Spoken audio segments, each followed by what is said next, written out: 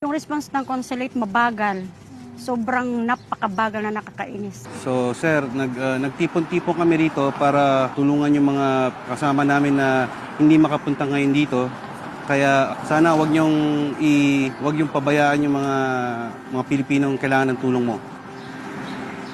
Defend! Defend! Defend migrant workers! Defend! Defend migrant workers! Nandito po tayo sa yung Philippine Consulate ng Los Angeles. Nakuha natin isang meeting with representatives of the Marcos Jr. administration dito, including Conjen Adelio Cruz. Sa yung mga pamilya ng mga kababayan that nasa detention po sila, detention or up for deportation. Tsaka na-raise din natin the situation of migrant workers, for example, caregivers that are being robbed of their wages, that are facing other workers' rights violations and abuses. May pera nga kayo pumbili ng tape para mapigilan ang aming protesta dito, pero pagdating sa serbisyo, wala kayong pera, nga kayo. Gawin yung trabaho nyo or umalis na kayo sa pwesto nyo. But I want to feel the sincerity not only by words I say, I'm sincere, I want to help the migrant workers. But for me, I want to for them to make initiative or make a way really to helping migrant workers, and I can feel that moment when I'm there. And I want to report the good news that because of our organizing, because of the pressure, because of the attention that we've been able to build and support from the community we've been able to build, the consulate has finally actually written a letter in support of the Gaia Jensen to support her pardon from the governor. Yun yung na sana, yun nga, tulungan nila yung mga kababayan natin, lalo ngayong mga nadidetain ng mga Pilipino. Sana matulungan nila. Huwag lang yung sarili lang nila, yung sana lahat mabigyan ng justisya.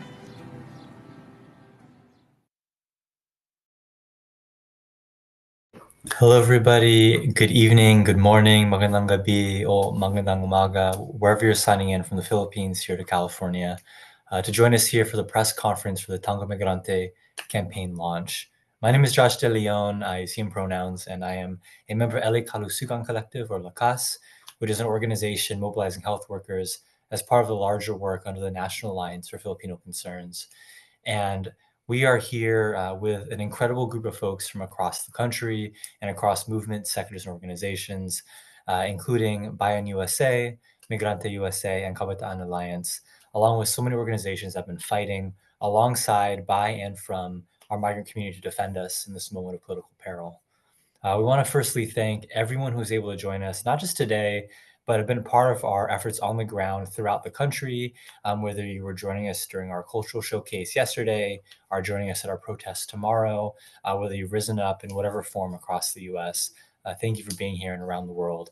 Today's press conference is really at a historic moment, right? We're coming shortly after Philippine President Ferdinand Marcos visited Washington, D.C. to meet with US President Donald Trump. And under his administration, Filipinos in both the US and in the Philippines have been facing severe economic and political conditions that have drawn livelihood away from the people and towards the wealthiest in 1%. We are bringing people together today really to share about all these experiences, these stories of resistance and people power, and why it is so significant for us to wage this fight in unison. And so whether you've been in this movement for a while or if you're brand new, welcome to this launch of the Tanggol Migrante campaign. Tanggol Migrante campaign is about taking up the struggles of Filipino migrant workers everywhere, fighting against exploitation and oppression that is being heightened into this current and painful political climate. And since our launch in November 2024, the Tanggol Migrante campaign has engaged over 100 organizations across the US, organizations from nonprofits to grassroots orgs, from student groups to longtime organizations, and have also fought along families to free 5 Filipinos from ICE detention, and have become the go-to and really the one grassroots resource for the Filipino community across the US. And so it is with all of that work that we come together today, honoring that history, but also really trying to move forward together, right? And so we've got an incredible lineup of speakers, organizations, and videos as well, really to situate everyone who's joining us today with the political context for where we stand at this political moment, and to hear from families, right, who have been directly impacted by immigration policies under Trump. It is these testimonies, right, the stories of our Filipino kababayan here in the US and around the diaspora that will really highlight the importance of why our communities are coming together now to establish the Tanggol Migrante movement. And at the end of the session today, we'll have some Q&A, but throughout, please drop your questions in the chat, in the Q&A section, and we'll try to make sure that we get to them throughout the session. But thank you all for joining us today. For everyone who's joining us across the country, stay muted so we can hear our speakers, and definitely drop those questions in the chat, keep it engaged. But thank everyone for being here. I want to kick us off by passing it to Jom Delor of Migrante USA to kick us off with a little context why we are here in this moment. John, over to you. Thank you so much, Josh. Magandang gabi po. Ako po si John Dolor mula rito sa Washington, D.C. Ako po ang Deputy Secretary General ng Migrante USA. At narito po ako ngayon to give us our political situation and context.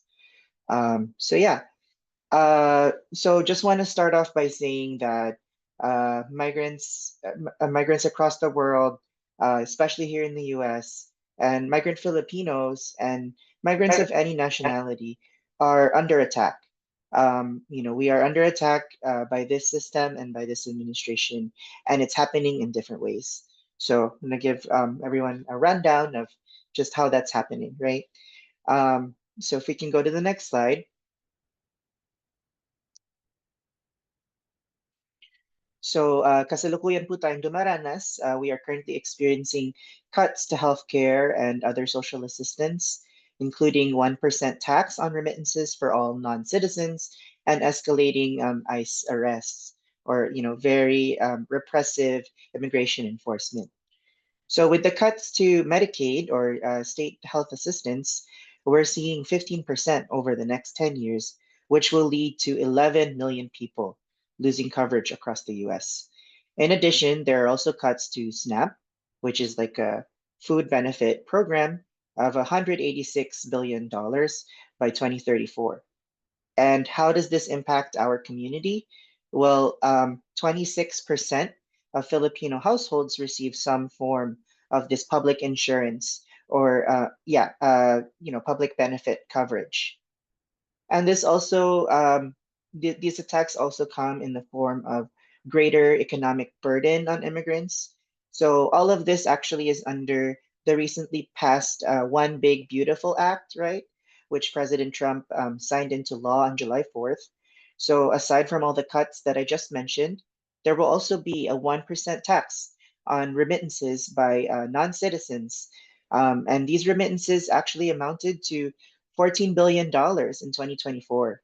And this will also lead to increased costs for visas and naturalization of family members. And we're also in Migrante concerned that, this 1% tax on remittances will add up. And it's also, gives risk and creates room for more surveillance. And speaking of surveillance and, just breaches into privacy, we have gotten reports that ICE officials have been granted access to data of more than 79 million Medicaid enrollees to help them, quote unquote, track down immigrants. And there's also been an increased funding of $170 billion to immigration enforcement, including $30 billion to fund ICE and, quote unquote, make facilities more efficient. Right. And just for proportion here, this puts ICE at with a higher budget than most militaries across the world. Right, if we can go to the next slide, please.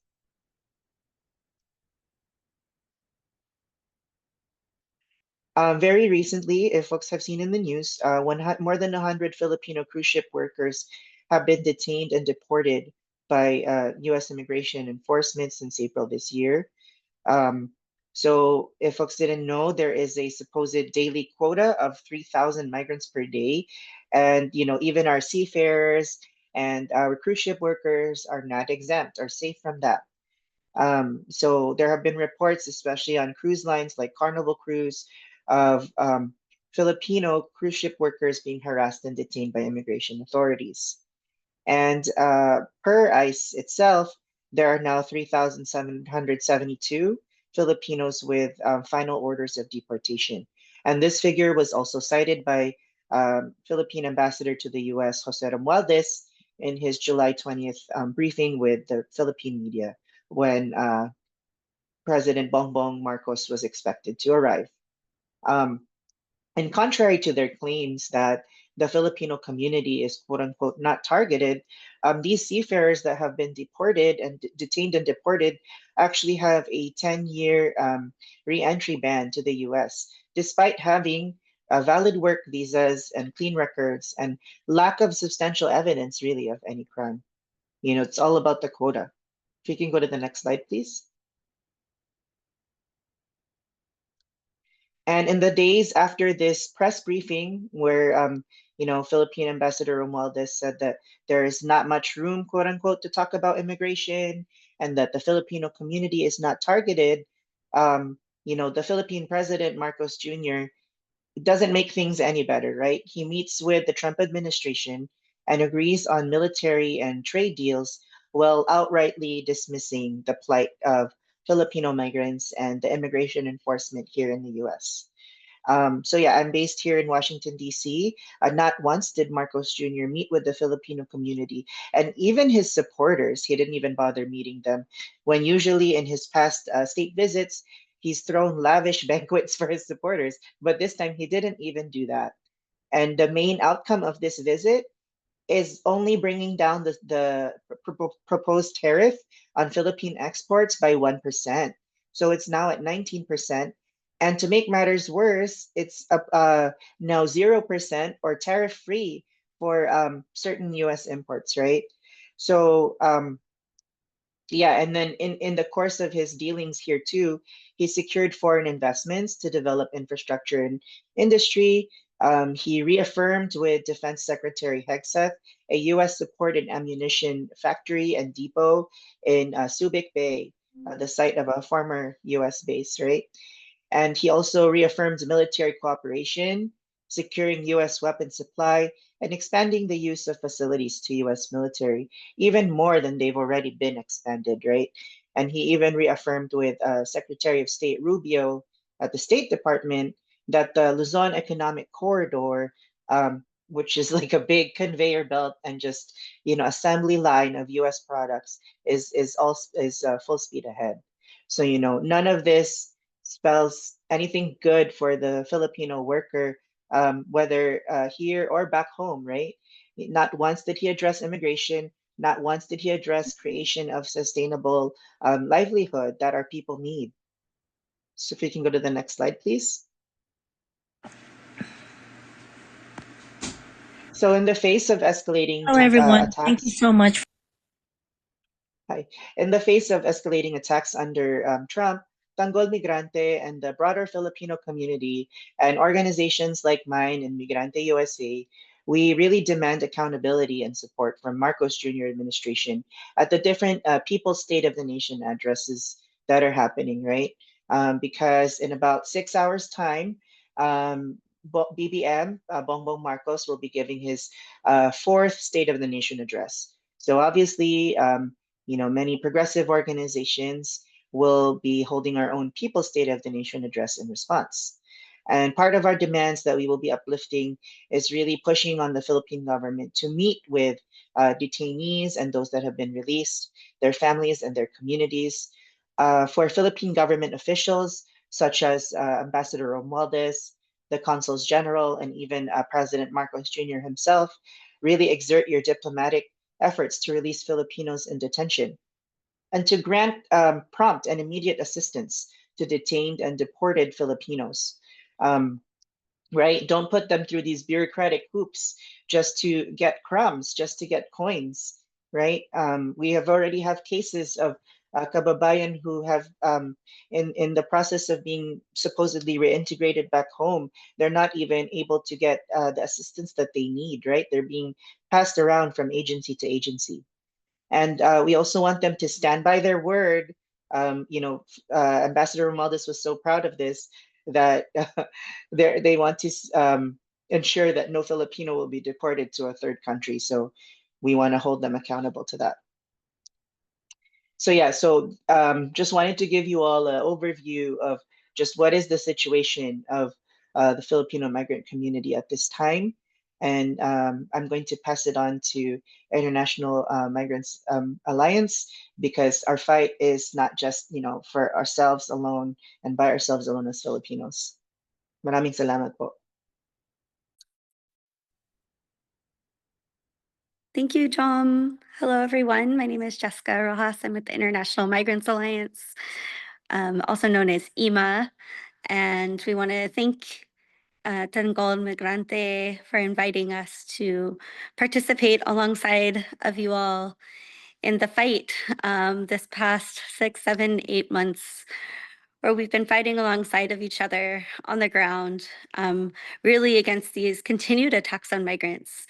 And we continue to be inspired by the Filipino mass movement that's been built through the Tanggol Migrante network and all of the organizations, including Bayan, Migrante, NAFCON, and Kapatan Alliance. The mass movement coming together and fighting for your kababayan, for your people, is one that many migrant communities should be inspired by. Because as the Jom just took us through, the current political situation is not just impacting Filipino migrants, but it's impacting migrants from all nationalities. And we see very much so on the ground the attacks on Filipino workers and the attacks on migrant workers each and every day. Within our organization, we're a alliance of grassroots migrant organizations from around the world who are working to fight against the very root causes of forced migration. We say, why is it that we have to leave our homelands in the first place? Why are there not jobs in our homelands to allow us to be able to stay with our loved ones so we don't have to live separate from those that we cherish the most? Why can we not be in our beautiful homelands that are now being devastated by climate disasters and war? We want our home governments, similar to the demands of the Tanggol Migrante movement, to actually fight for our people so that we can have our own sovereignty in our own homelands. As IMA, we've been alongside of migrant workers, farm workers, asylum seekers, all who are facing the same brutal attacks that many of the Filipino migrants, especially those in detention, are experiencing. I am located here in Washington State, and I've had the honor of getting to know some of the most very powerful families and organizers here who have been fighting alongside of Auntie Lynn and Kuya Max and Ate M and the many other Filipino migrants. And what I can share with you is that as people are detained, migrants are actually organizing each other inside against these horrific conditions. We're seeing how migrants who are detained are sharing each other resources. They're connecting each other to organizations such as Tanggol Migrante, such as IMA, and they're fighting for justice, not just for themselves, but for all, because this system is unjust and broken, and no one should be experiencing this level of attacks. And I think that's why I continue to be inspired by the grassroots migrant movement around the US that is not accepting the fact that fascism is on the rise. Unfortunately, we've had two organizers within IMA that had to choose to voluntarily depart. One of them, Lelo Juarez, who is a farm worker organizer since he was 13 years old, recently had to decide to voluntarily depart. But he chose to depart because of the horrific conditions he was experiencing in the Northwest Detention Center here in Washington, but because his rights to due process were being stripped of him. He wasn't allowed to actually fight to be able to stay here with his loved ones and the other migrants who he organizes with every day. So instead, he said, I will leave, but I will be back and we will fight. That is the power of grassroots migrants organizing. Despite him being gone, he will continue to fight for the livelihood of migrants and asylum seekers and refugees from all nations from where he is.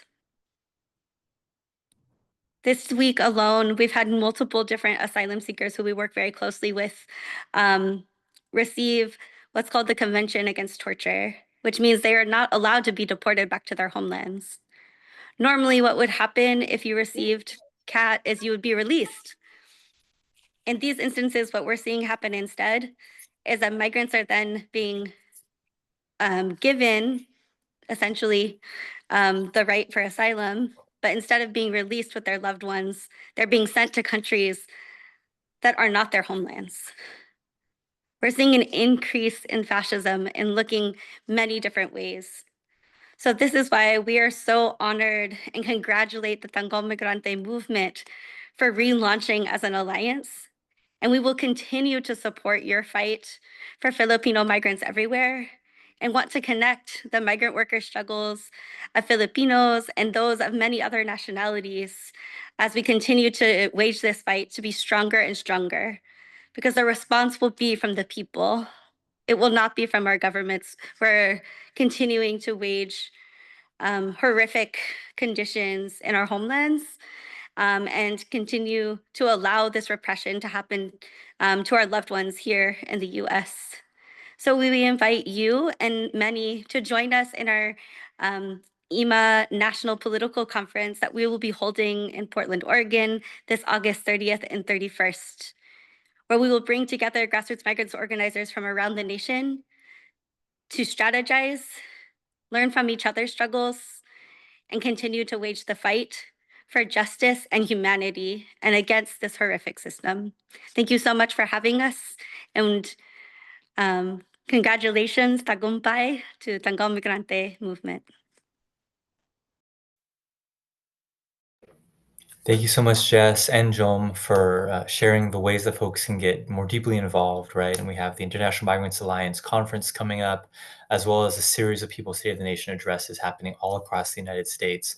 There's a mobilization, right, that is part of our organizing, and we are seeing that tide build in this moment today. As we move forward, we want to make sure that everyone here hears from the families themselves who have been face to face with the oppression and repression that is happening. And so we're going to share a recording from Auntie Donna, one of Auntie Lynn's relatives, as well as from Emily on her experience supporting Auntie Lynn. And then we'll hear from Kuya Max himself. And so we'll pass over to the families to really share their perspective on this moment of both oppression, but also resistance. We'll pass it over to them.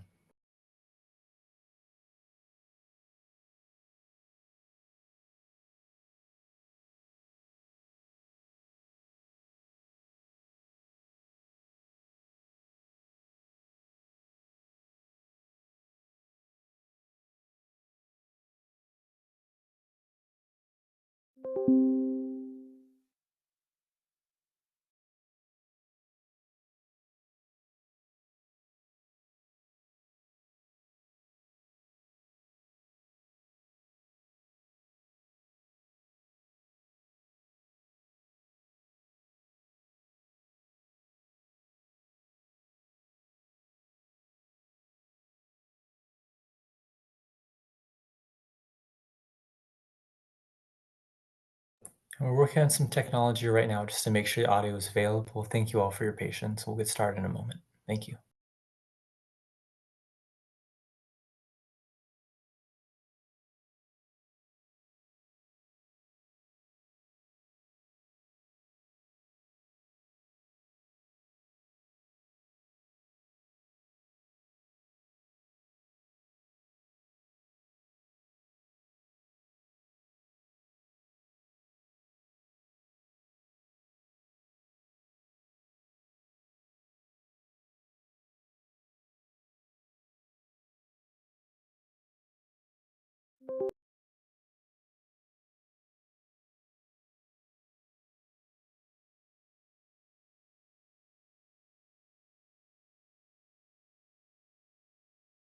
And while we load this video, I want to actually call up Emily Cristobal to share a little about her experience firsthand. We'll pass it over to Emily if you're available. Yes, I just want to first thank you all so much. My name is Emily Cristobal. I am the grandniece of Llewellyn Dixon, Auntie Lynn, and I just want to first want to thank Tanggol Migrante for allowing me the opportunity to kind of speak on my own personal experience, as well as I'm sure continuing on the message that my Auntie Donna had also shared. This has been an experience that I think for many people don't think it would ever happen to them until it really does.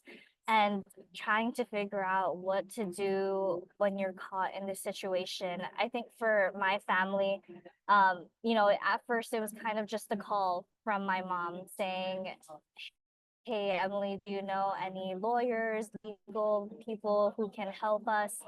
And thankfully, one of like my best friends from high school is now a lawyer, and I was able to ask him for some guidance. But I think through all of this experience too, it's realizing that not everybody has access to these resources, to legal assistance, to even know who the first person to call when something like this happens. And honestly, what it took was the first organization that had reached out to us was NAFCON, was Tanggol Migrante. They were the first people to reach out to our family. It was not the Philippine consulate. It was not any government agency.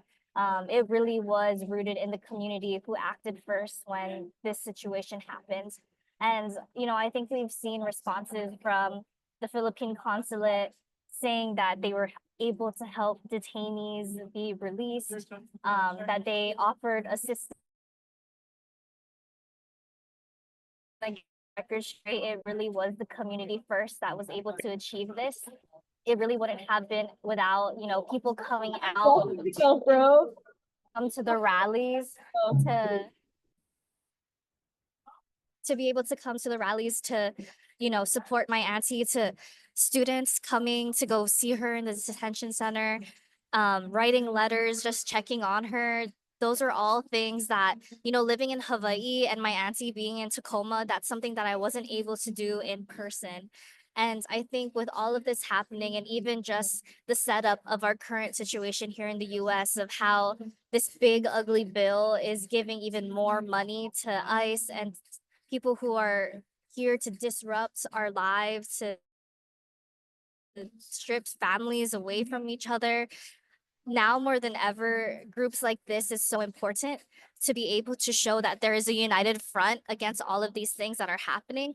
And I think even though there are different sectors, it's the prevention, the protection to make sure that their rights are ensured in these terrible places. And then also the like facing the repercussions of, having been detained in this place and how they have to go back to their normal lives. There is so much in the in between.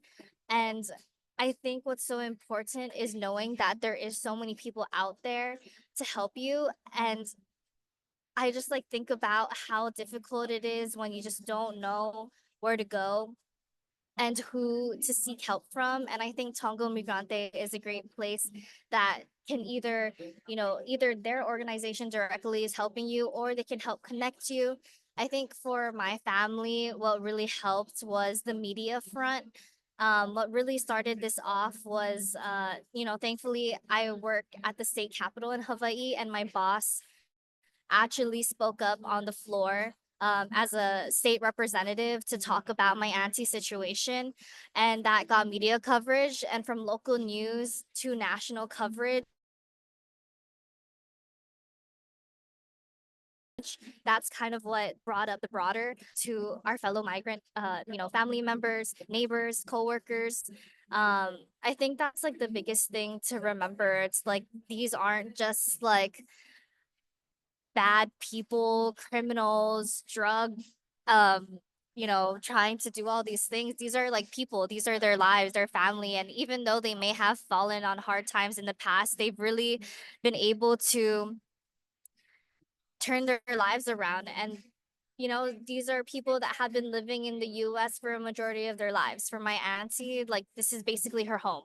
And what was really heart wrenching is being in the courtroom, listening to my auntie advocate to stay with her family, asking someone who could, with one quick vote, could either choose her fate of returning to the Philippines, to a place that she hasn't lived in for decades, or continue to stay with her family. And I think that's the biggest thing in these situations. It's easy to see things painted on news and media, and see different right wing or conservative organizations try to paint what's happening right now as a good thing, when in reality it's the farthest from the truth. This is terrible. I think what's so crazy to think about is that when my auntie got out, the biggest thing that I thought was she should have never been there in the first place. What was the point of keeping her for 3 months to experience all of this hardship? Um, and just the stories that my auntie would tell me, like there was people that were being detained for simply taking a selfie and accidentally stepping on the border of the US Canada border, and they were detained for a couple months. Like it doesn't make any sense. Is this what our taxpayer money is funding? And I think the more that we can do to educate others about what is the reality of what's happening, um, and also just humanizing the people that are impacted, knowing their names, knowing their faces, knowing their stories. I think all of that is important in this movement. And I'm so happy for everybody that is on this call to want to continue this momentum and continue this fight, because we know that when community comes together, we are so powerful. And I think Tanggol Migrante is an excellent example of how community can achieve great things. But thank you so much. Thank you so much, Emily, for your fight and for your resolute part of this movement. We also have a recording from Auntie Donna as well, and so we'll hear from that right now to get one more part of the story around Auntie Lynn's experience. We'll pass over now.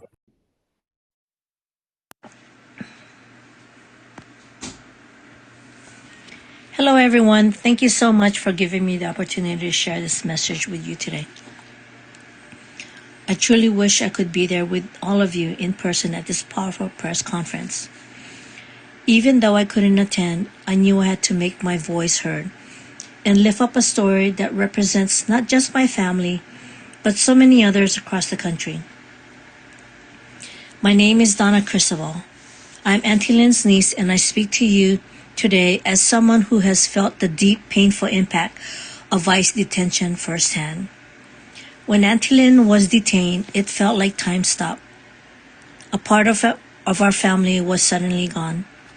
Overnight, we were thrown into fear, confusion, and heartbreak, trying to stay strong while wondering if we'd ever see her free again. We cried, we prayed, and we held onto each other. And yet, through the darkness, we found light.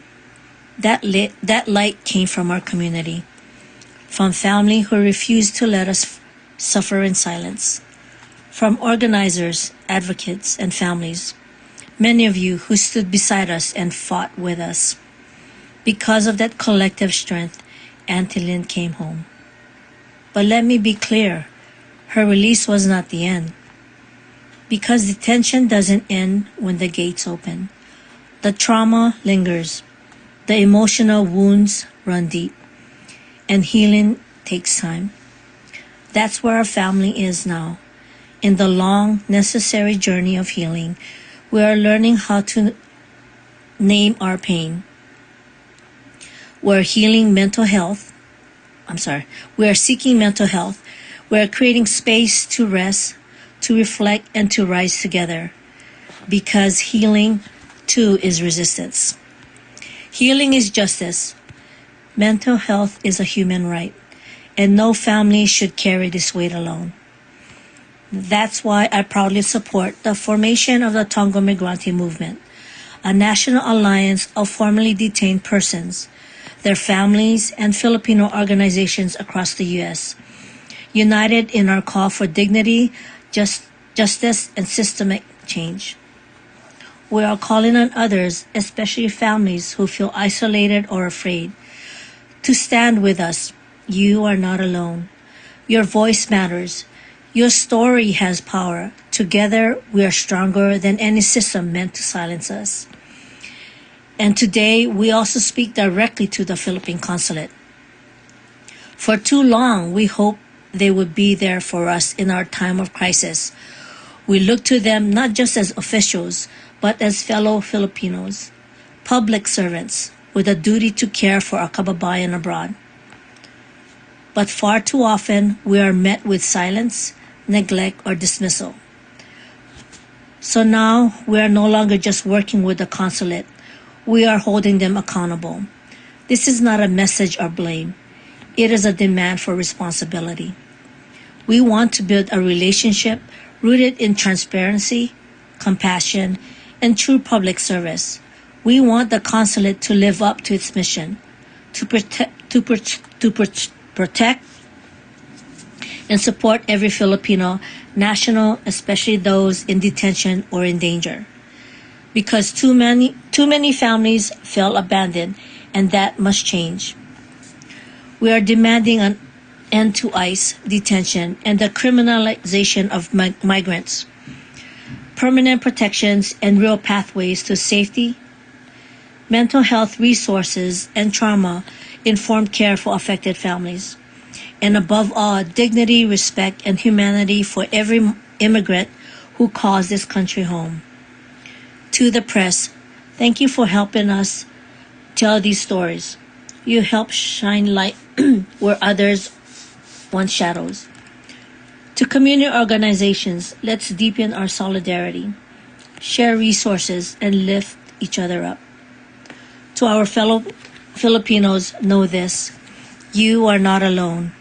We see you, we believe in you, and we are fighting for you.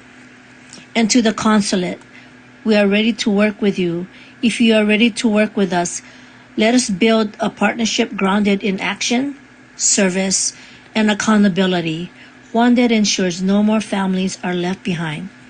We are not backing down. We are organizing, we are healing, and we are rising together. For Auntie Lynn, for the ones still detained, for every family fighting to be whole again. Thank you. Maraming salamat po, and aloha.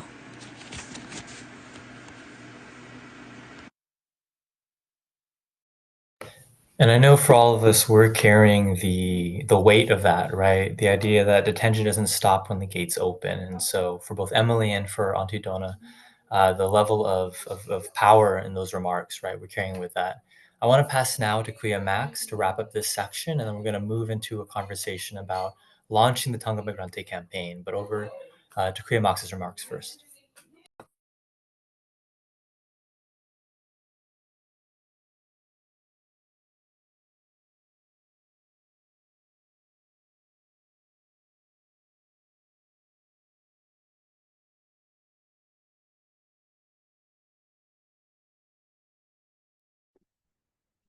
It's not great on the back. Oh, yeah. Oh, we're on. Hi, everyone. My name is Maximo Londoño, known as Kuya Max. I'm here with my wife, Crystal Londoño. First of all, I would like to say thank you for Tanggol Migrante Movement. I'm here with my wife, Crystal Londoño. We are standing united with the Tanggol Migrante, not to just express our gratitude and appreciation for the support that they have shown for me and my family, but to show that it takes alliance to make change. I am here not because of the action of the Philippine consulate or its government, but the love and advocation of the true people that did that for me. Hello, I'm Crystal Londonio. As we stand united with the Tanggol Migrante movement in full support for everything they've done and continue to do for families and those that are detained, these unjust acts against migrants are not going away. So we also ask that you please stand up, stand together, and stand strong, because we are the people, we are united, and we are powerful. Thank you so much for your support, and continue it. Thank you. Thank you, Kuya Max, Nata Crystal. And I think this is a reminder that our movement is built by and for our community members who are most impacted, right? And so this is the work of centering those voices. I want to now pass, we're really grateful Kuya Max and family members of Auntie Lynn for sharing their story with us. And we are reminding that there are a lot of opportunities for questions at the end of this conversation. And so keep those in the chat. Please share those in the Q&A and we'll make sure to address them near the end. But I really want to turn us now to Andan of Bayan USA, who is going to share the Tanggol Migrante Movement's points of unity, our current campaigns, and the path forward, the next step. So over to you, Andan and Bayan USA. Thank you so much, Josh. My name is Andan Bonifacio. I'm the chairperson of Bayan USA, and I want to give another heartfelt thank you to all the previous speakers, especially everyone whose loved ones have been detained, especially you, Kuya Max, who experienced such awful conditions inside, no? I have as my Zoom background now the picture of Kuya Max from his release, but also a photo of my late mother, who was detained soon after she migrated here by Immigration and Naturalization Service, or the INS, which was the agency that existed before ICE was even created. And I have been reflecting on this a lot in the last 6 months of how I wish that something like the Tanggol Migrante movement existed all those years ago when my mother was detained, to have people accompany her and my family to visit her cell and offer support when she needed it most, just as Tanggol Migrante has been there for the families of Kuya Max, of Auntie Lynn, Kuya Dante, and so many others. We need the Tanggol Migrante movement. We need a national alliance that can harness the power, the skills, and the spirit of bayanihan of Filipinos across the country to protect, defend, and empower those most vulnerable among us. And after almost 8 months of tireless campaigning that brought together grassroots organizations, labor, churches, health professionals, lawyers, student organizations, elected offices, and most importantly, Filipinos who were in or recently released from detention and their families, the time to solidify this alliance is now, to protect migrants threatened by detention and deportation. The Tanggol Migrante movement is founded on 3 simple unities that have been at the core of our collective work so far. We unite to support and defend the rights of migrants, workers, and all those affected by the Trump administration's crackdown on migrants, and to empower the leadership of those most impacted in this movement. We unite to hold governments accountable, including both US and Philippine institutions, to fulfill their responsibilities in ensuring the rights and welfare of the people through organizing, through advocacy work, and other forms of action. And lastly, we unite to grow our movement by bringing in others to the alliance so that we can defend our communities better. As shared by our previous speakers, the necessity of this alliance is urgent. Our member organizations continue to fight alongside migrants who are detained in Washington, in Arizona, Georgia, Indiana, Kentucky. These are people like Tita Rebecca, a 71-year-old mother and grandmother who has lived in the US for over 4 decades after fleeing the violence of martial law in the Philippines, and who is now being denied regular access to critical kidney and blood pressure medication. People like Tito Ernie, a green card holder who has endured periods of isolation, lack of contact with family, multiple transfers, and other inhumane conditions while being unjustly detained, who has even told his family at one point that the conditions were so bad he felt, quote, thankful to even be alive, end quote. We're fighting alongside people like Alma Bowman and Ligaya Jensen, who have been punished for coming to the defense of fellow migrants in detention. People like Ate Marisa and her husband, Kuya Zenar, who was tragically deported and whose family must now live in this new reality while still fighting for the welfare of Zenar and his family. And with increased ICE quotas and more brazen mass raids, we're being contacted by more and more families whose loved ones have been torn away from them. And as the recent visit of Philippine President Ferdinand Marcos to the US showed, we can't trust that the Philippine government will take a stand to protect and speak out for its nationals. And so we take matters into our own hands. On the launching of Tanggol Migrante Movement, I am proud to announce that we have over 40 alliances, organizations, churches, offices, and institutions representing over 250 organizations across the country, and in turn, thousands and thousands of community members who make up the alliance on our founding. We represent migrant workers, people of faith, students, educators, nonprofits, health workers and professionals, elected offices, provincial associations, and of course, the families most impacted. We know, however, that there is so much more room to grow and such a big need to grow, given the thousands of more Filipinos that we need to reach. For those watching, we invite you to help us build this movement, to contribute your skills, your time, your energy, and people power to defend our kababayan and to hold accountable those who have responsibility to serve the Filipino people. And to those watching who have loved ones that have been detained, we are here for you. We will fight with you. You are not alone. We invite all to contact us through our hotline, through our website or email to join the Alliance, to seek help, and to learn more. So let's build this movement together. Thank you, Andan, and thank you, Bayan USA, for this powerful call to action. And I think this is a reminder that we have the power of people, right? We have the power of movement building. And it is with that that we move towards our calls to action today, right? This is a press conference, but this is also an action, right? This is a moment of launching for this campaign. And so I'll pass back to Andan to share the calls to action, how to get involved both in the time to come and also in the ensuing days of the People Save Nation address. Yeah, thanks so much. So you can see our contact information here on how to get involved or how to reach us if you or a loved one is at risk of detention or is already detained. We have a hotline that we will respond to. You can visit our website, which also has a toolkit with more information and resources. And you can always email us to it, info@tanggolmigrante.org. If you go to this slide, there's many ways to get involved. Again, reach out if you need support. Please do not hesitate. Please do not feel ashamed. That's the whole reason why Tanggol Migrante Movement exists, to help each other. You know? We invite all organizations watching to also join the Tanggol Migrante Movement. Again, we have over 40 organizations, alliances, churches, and so on that represent over 250 groups across the country. But we know that we need to build this alliance even more.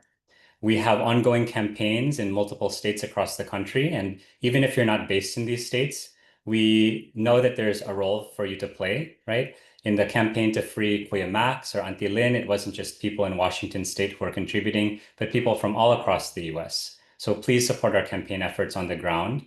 We also have different activities happening tomorrow to mark Ferdinand Marcos's fourth State of the Nation address with our own People's State of the Nation, knowing that during his visit here, he declined to meet with any family members, any community members directly impacted by the immigration crackdown. So the people are here to put that message out on the streets for the public. And then, as our friends with the International Migrants Alliance shared earlier, there is a political conference happening. We're inviting all Filipinos, all other migrant communities to attend that so that we can build our people power together.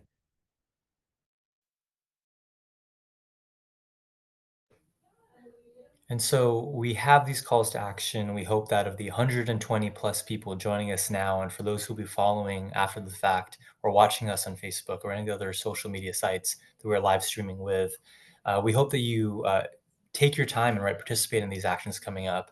We also know that we have a few minutes for questions and we have some coming in.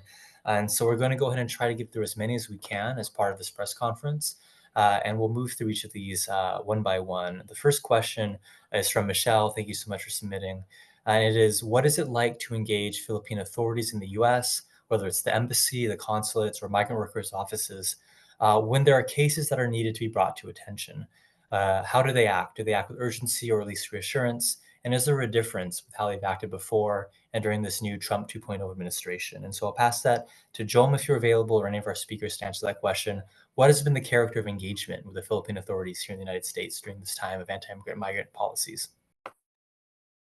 Hello po muli, magandang gabi. Ako po si Jom ng Migrante USA. So I'll speak in English. But the character of the Philippine government, when we've tried to really engage them and hold them accountable, has really been one of neglect and really even condescending or even rude. And that's rudeness. And that's even if we're able to get in touch with them at all, right? Um, I think we need to look no further than Marcos Jr., the president himself. right? In coming here, in his 3 days here in the US, not once did he meet the Filipino community. Not once did he address immigration. And his own ambassador, Jose Romualdez, said that there's quote unquote not much room to talk about immigration. So yeah, time and time again, whether it's with cases related to Tanggol Migrante or even the different wage theft, fights against wage theft, fights against human trafficking, fights for better workplace conditions. We've only been met, if not with outright silence, it's been, just condescending behavior, rudeness, and just bureaucratic mess, being passed around from office to office, and really seemingly no one able to address the issues concretely. And, just want to say that bilang mga migranteng Pilipino, tinuturingan kaming bagong bayani, we deserve better. The Filipino people deserve better from its government and the supposed people that are supposed to represent and defend us. Thank you, Jom. And for the next question is coming from Dawn. What specific kinds of assistance are available to Filipinos under distress as part of the Tanggol Migrante program, whether it's legal, financial, temporary shelter, or even security? What sorts of assistance is available? And so I'll pass to Andan to kick that off, and anyone else who's available can chime in as well. Yeah, that's such an important question, no? The work of Tanggol Migrante and the resources we're able to provide are really the result of grassroots community efforts. And so we've been able to work with different legal organizations to help connect those in detention with representation. We've also been able to do and organize community fundraisers to help with the extreme fees and costs that are placed on families whose sometimes primary breadwinners are in detention. No, we have different support for health clinics. We have different Know Your Rights trainings, education work that Tanggol Migrante Movement provides. And again, this is the result of community grassroots efforts of different organizations coming together. So the strength of what our movement is able to provide is really based on who is involved on the ground, right? And so again, that's why we're inviting other organizations, no matter what profession you are, no matter what skill set, you have a place here in the Tanggol Migrante movement. And at the same time, while we are more than happy to provide all of these types of support, we continue to hold accountable the institutions and agencies that actually have the dedicated funding to be providing the support in the first place. So many people already mentioned the Assistance to Nationals program that the Philippine consulate and embassies are overseeing. That is money that should be dedicated to financial assistance, to legal representation and legal assistance, welfare check, and so on. And this is what we for the Philippine government is not isolated nationals that we have seen very minimal of and in a very untimely way.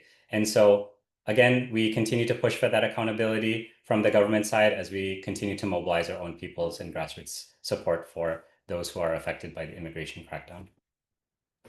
Thank you, Andan. And I know that Bea as well over in the Pacific Northwest wants to chime in as well. So pass it to you, Bea.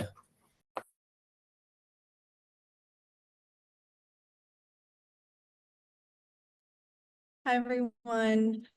Yeah, I mean, I think just to add along as what Undone said, I think while we do have a lot of incredible organizations that we're working with, many professionals, it's unfortunate that the consulate is still placing the onus on the community when it is really their job to be providing the legal and financial assistance. But we have been really fortunate enough to be able to build up the community support to provide these resources. But I think that's what is so important about our campaign is still being able to hold the consulate accountable for these things. I know I believe there was also a question on if you're not in an organization. I saw a question in the chat about some folks who are health professionals or therapists. I believe this question came from Seattle. Please get connected to us. You don't have to be formally organized into a group in order to join the Tanggol Migrante movement.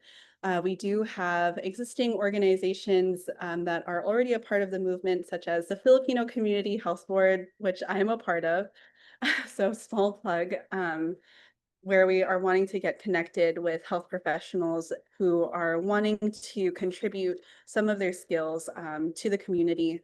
For example, today at our PSONA, we had a health clinic where folks like nurses and medical assistants from different care facilities for providing vital signs checks, glucometer checks. So it is also showing how broad the movement can be in being able to provide these resources. So it's okay if you are not a part of an organization just yet. We can get you connected to an existing one or support you in building your own, as that is something that we're also doing in this movement as well, is supporting the different ways of organizing and how to participate through this movement. Yeah, thank you.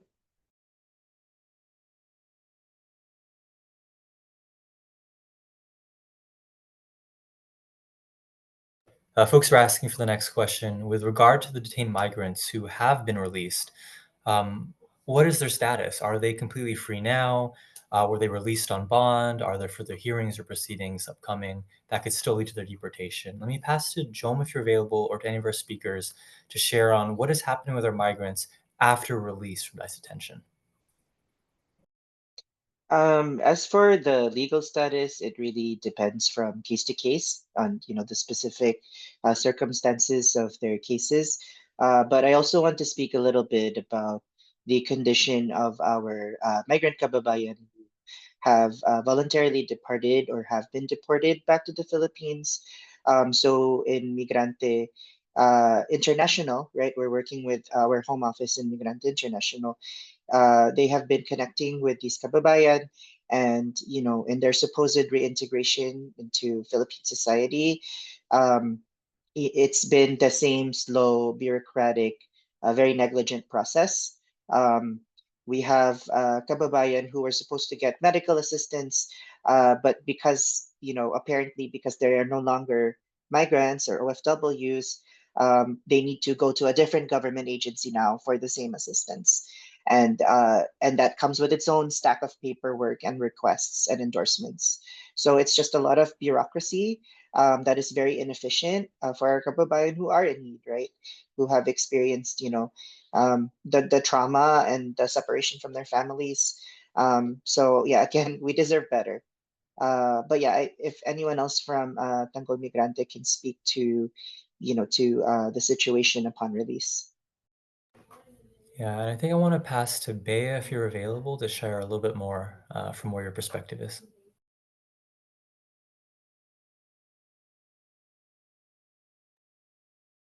Yeah, I think in short, those who have been released are still working with their lawyers to figure out their current status, but obviously are still wanting to continue to participate, knowing that this fight isn't done yet. So far, we're not hearing of any further court hearings, but we are definitely still trying to continue to support them in where they're at in working with their lawyer right now.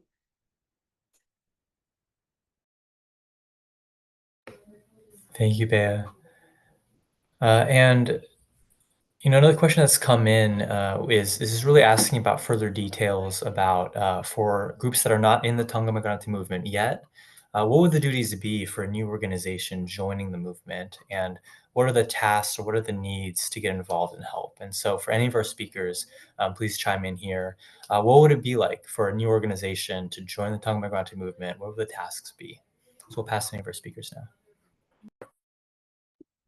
I can help answer that.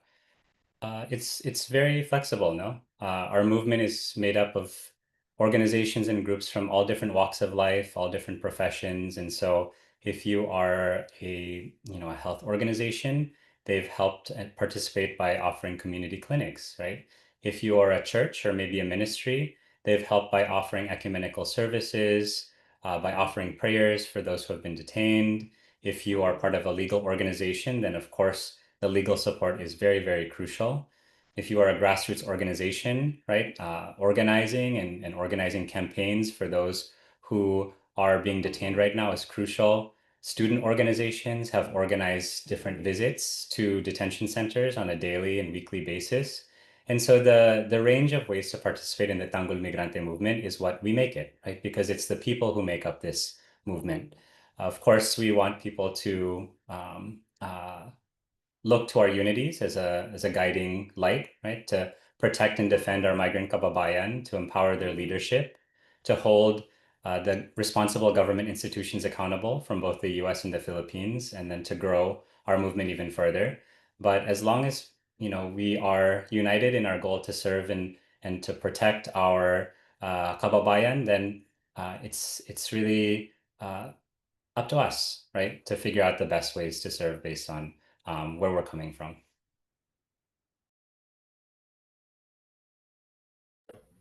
Thank you, Andan. And any other speakers want to share on that question before we move to the next one?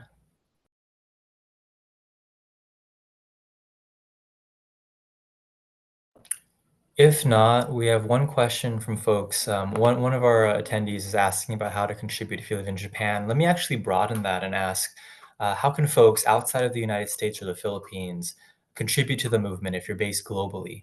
And so we'll pass it to the speakers, including Joan, to chime in here. Hi, yeah, thanks for that question. So, Migrante USA is actually part of a broader alliance, an international alliance called Migrante International. And Migrante International, just like all of its country chapters and member organizations, really will fight and advocate for the rights and welfare of our overseas Filipinos and overseas Filipino workers wherever they are in the world. So we have Migrante USA, Migrante Canada, across Canada. There are different country chapters in Europe as well, and up and down the Asia Pacific region, including Japan. We have Migrante Japan. So, I think it would be best to really find the Migrante chapter or country chapter nearest to you, and they can get us connected. And if there's specific asks for solidarity, support, even solidarity messages or other campaign actions that you can participate in, that would be a great way to get involved. And yeah, if anyone else wants to answer.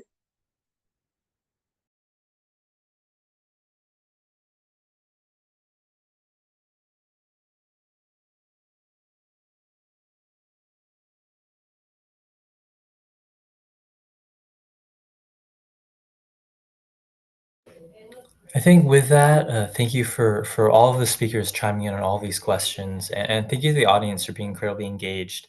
I think we have time for one final question, and then we'll move to wrap.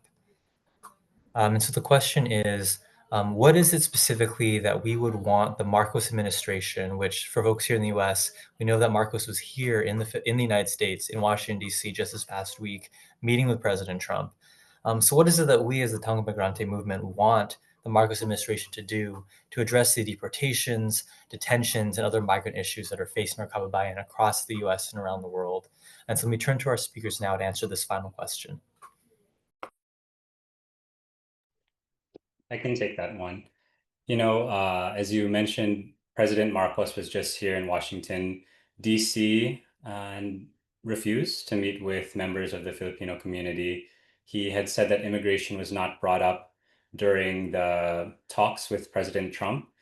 That's actually not true, because in the Oval Office meeting where the two of them were together, Trump said many terrible things about migrants, and President Marcos had all the opportunity to interject, knowing that among those millions of migrants who have come into this country are Filipino migrants too. And it's unacceptable that President Trump was just calling them criminals and all these other bad things.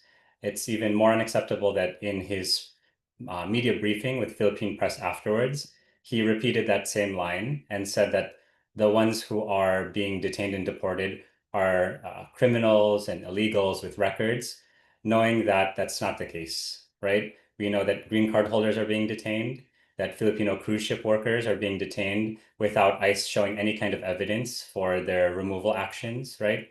And so this line is very problematic. And so we know that President Marcos in just a few hours will be giving his State of the Nation address, we can expect that it won't include the state of the nation for us, Filipino migrants abroad, overseas, who are facing these very cruel and inhumane threats and conditions. And so our demands to the Marcos administration remain the same from the several letters that we delivered to his office and have yet to receive a reply. And those demands are to meet with the Filipino community in person, meet with Filipinos who have been detained and their families, and acknowledge the trauma that they endured due to the Trump administration's crackdown and also due to the neglect that they faced at the hands of the Philippine embassy and consulates. We are asking him to exert all diplomatic powers to advocate for the immediate release of Filipinos in detention, especially as several do have immigration hearings coming up, several of the Filipinos that we're campaigning alongside. We want him to ensure immediate and adequate assistance for Filipinos in detention and for those already deported, which could include the full amounts for assistance to nationals, pro bono legal services, other mental health checkups. And we want to ensure transparency on the Philippine government's budget, as none of the families or detainees have received the appropriate financial support that they had requested for. And one of the last demands that we have is to secure commitment from the US government that no Filipino would be deported to a third country. So those are some of the demands that we have to the Marcos administration. We'll continue to follow up on that together with the entire movement. Thank you, Andan. And we'll pass it over to Jom to share a little bit more on this question, and then we will wrap the program. Yeah, I just want to take this opportunity to actually address, President Marcos Jr., Ambassador Romualdez, right? What the Filipino people need is national industry, genuine land reform. We need sustainable jobs so that we don't need to leave the Philippines in the first place.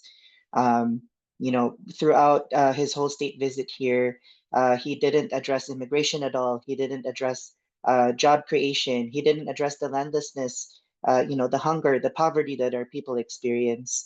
And, our people deserve better. And our families deserve to stay together, right? Even though those in power are not doing anything but, creating the conditions for our families to be torn apart. Kaya kay Pangulong Marcos Jr., in about 5-6 hours, he's going to be addressing the Filipino people. But we know the reality, right? And we will expose him for, the negligent and incompetent president that he is. We're going to uplift the true demands and true state of the Filipino nation. Let's not let him use this platform to boast about his recent visit here to the US when nothing that he did here will benefit migrant Filipinos anywhere in the world. Maraming salamat. Thank you, Jom, and thank you to everyone who has joined us, the well over 100 folks who are attending from across the United States and the Philippines and around the diaspora to really be plugged into the movement that we're building and continue to build for worker power, for migrant power, against the oppression that is facing us today. And so as we move to wrap, thank you all the speakers, the families who are directly impacted, who are with incredible courage facing against this moment of fear and actually showing something stronger, right? People power.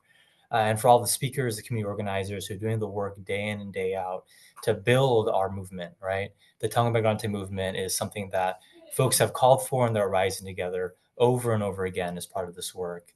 As we build this movement from the ground up, as we fight for the rights and welfare of Filipino migrant workers, let me pass it on to close us out with an isang bagsak to really call together the strength of our movement. Thank you all for joining us here today. Andan, over to you.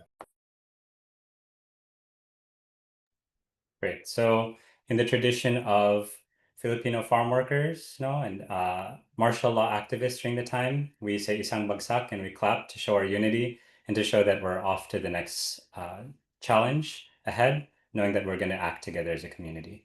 So for the launch of the Tanggol Migrante Movement, isang bagsak. Thank you, everyone, and we hope to see you with us.